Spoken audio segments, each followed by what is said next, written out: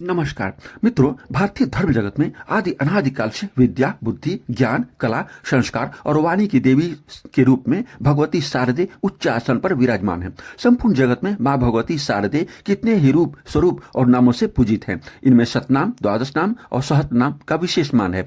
देवी शारदे के 7 नामों में वेदवती, अन्नवती, उदकवती, वाग्देवी, भारती, पलाक्षवती और वेदस्मृति प्रमुख हैं। ऐसे ही द्वादश नाम है भारती, वीणापानी, हंसवाहिनी, शुक्लवन, वाणी, वीणा पुस्तकधारिणी, शारदा, श्वेत पद्मासना, वागेश्वरी, वेदमाता, शुक्लांबरा और वाग्देवी।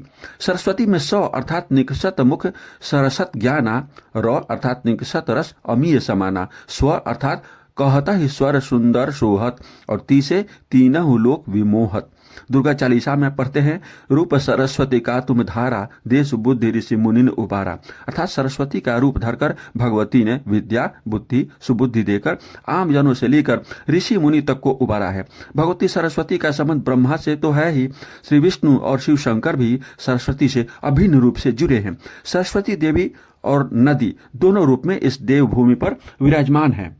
विद्या की देवी मां शारदे की तरह भारत की 7 पुण्यमय प्रसिद्ध नदियों में गंगा, यमुना, गोदावरी, कावेरी, नर्मदा, सिंधु के साथ सरस्वती की भी उतनी ही महत्ता मानी जाती है। सरस्वती नदी की चर्चा ऋग्वेद, रामायण, महाभारत से लेकर वामन पुराण, स्कंद पुराण, पद्म पुराण, नारद पुराण, वायु पुराण, तीर्थ दीपिका और कितने ही प्राचीन साहित्यों में उपलब्ध है। सरस्वती नदी के तट पर कितने ही वेद, पुराण, स्मृति, उपनिषद, आरण्यक आदि ग्रंथों की रचना हुई।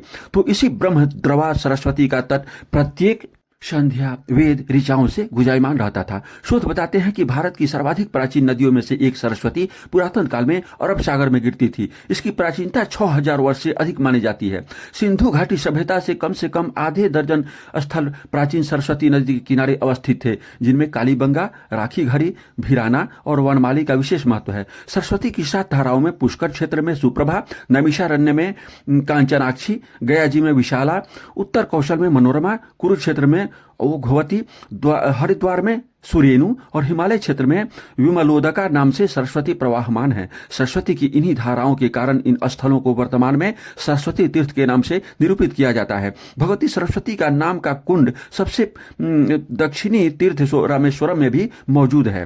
प्रयागराज में गंगा जी और यमुना जी के साथ गुप्त रूप में सरस्वती का संगम होता है।